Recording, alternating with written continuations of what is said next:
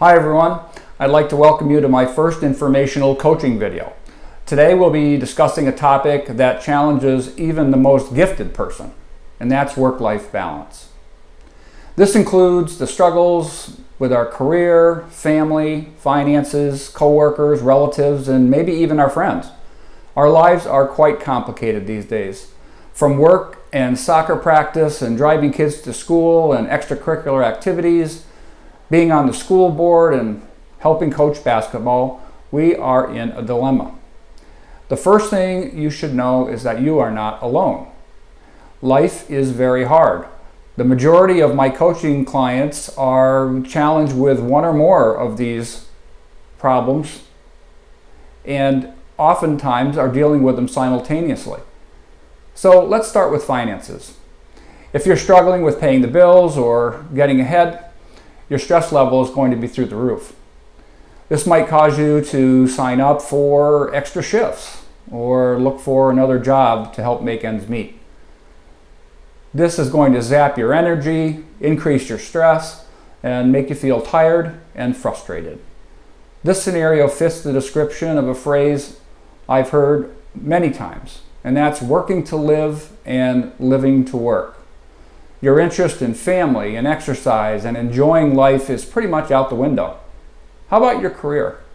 Are you in a job that you always wanted, or have you settled for something less? Did you know that 72% of American women with children under the age of 18 are in the paid labor force? And 40% of those women are also the primary breadwinner. If your happiness at work is diminished or compromised, you can be sure that this is going to affect your home life and your relationships with your partner, your children, and your coworkers. So, are you interested in attending college to boost your current position or start that new career that you've always wanted? Are you afraid of taking that next step? Let's face it, change is often difficult. And because of this difficulty, we put these ideas on the back burner many times. And you guessed it, we just keep doing what we're doing. So here's the truth. Personal and professional growth will never happen without change. Change and success are directly related. I partner with clients to identify their needs, set goals, and help them execute those goals. I get people where they need to be in their lives. You know, when folks ask me what I do, that's basically what I tell them. I help people achieve the life they're looking for. That's my job as a life coach, to get people where they need to be. So, how about family? Are you having some difficulties there? Strained relationships with a partner or with your children add another negative layer to your overall well-being. So how did we get there? Or how did we get here? Well, if you're a baby boomer like me, you likely worked hard all your life and looked to retirement with the hope of reaching that pot of gold at the end of the rainbow. Well, that's really a fantasy, folks. That plan really doesn't work for too many people. Why? Because life is time sensitive and is not a dress rehearsal. You have only one life, and when time is gone, it's gone. There's no make up for lost time with your loved ones or yourself. You know, sometimes we take on things that we shouldn't. You know, in our quest to be kind and helpful to our friends or family, we overextend ourselves. The problems with that is that we're using time better served on getting our life to a better place. I use a quote quite often, and I really believe in it, and that is, a goal without a plan is a wish, and wishes don't get you where you need to be. You need to have a specific plan. So, do these extra requests that are placed on you or the choices that you've made align with your path to success? That's what you have to ask yourself. Do they help your career, your family, your finances, your life goals? If the answer is no, we shouldn't be considering these things. We cannot be all things to all people. It took me quite some time to figure that one out. Now I know what you're thinking. It's very hard to say no to some people, particularly family. But think about it. How much extra time do you have left in your life right now to use for your plan, your goals, your future? Let me give you a hypothetical example. You have a next door neighbor who is a single mom. She's got two twin daughters, both in the 3rd grade. Unfortunately, her car just blew its engine and she is unable to pay for the repairs. The car sits in the driveway. The mom works doing janitorial work at a local fast food restaurant. And her shift ends at around 5:30 each day. Her request to you is this. She asked if you wouldn't mind dropping off and picking up the girls from school. The mom assures you that this will only be for a little while and until her financial situation stabilizes. All right, so you're probably thinking to yourself, well, she's my neighbor and she's having a rough time right now.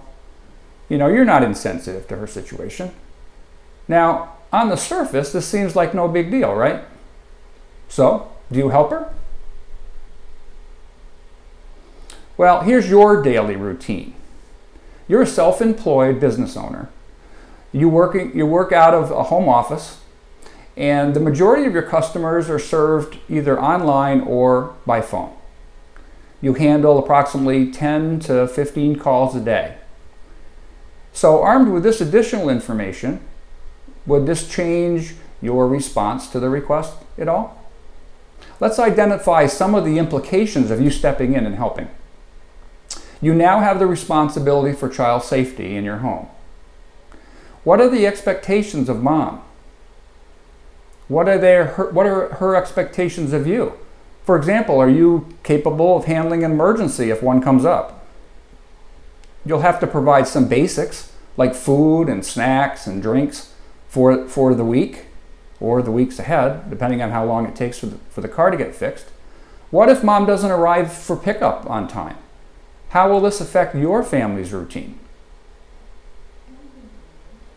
There'll be additional noise in the home, especially when you're on the phone with your customers. It's going to be more difficult for you to fully concentrate when you're speaking with those customers if you're wondering what the girls are doing and what they're up to. What about the disruption to your own home and your own environment? Because, oh, by the way, you also have 2 children. Might you be the children's caregiver when her children are sick and mom still needs to work? Or if she agrees to some overtime shifts to help her get the repair money that she needs? What if your children are ill? Would you appreciate the extra stress of having the neighbor's children in your home at that time?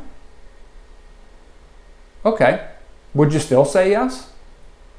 Now again, I'm not being insensitive.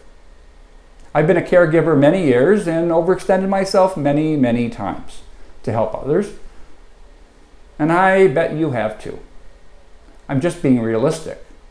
With this new responsibility, will this help your life goals, your career path, your sense of security, your health, your family? If that answer is no, then we probably shouldn't be taking these new tasks on. Even though this scenario seems very simple at the outset, when you screen it carefully, it's complicated. And this was a very realistic scenario that could easily happen to any of us. So, if you're feeling overwhelmed with any of the topics I've just discussed, I'll help you. I have a proven method to get you started, improving your situation and ultimately a better and more fulfilling life. Does that interest you? I bet it does. I'd love to speak with you about your challenges. If you'd like more information on my life, my health coaching services, just visit my website at drewtotten.com. Or if you would like, you can shoot me any questions via email at info@drewtotten.com. I work both in person and online. If you've enjoyed this video and it helped you with some personal reflection, please give me a thumbs up and subscribe to my channel. I'll be posting more educational videos in the coming months, so stay tuned. Thanks for watching.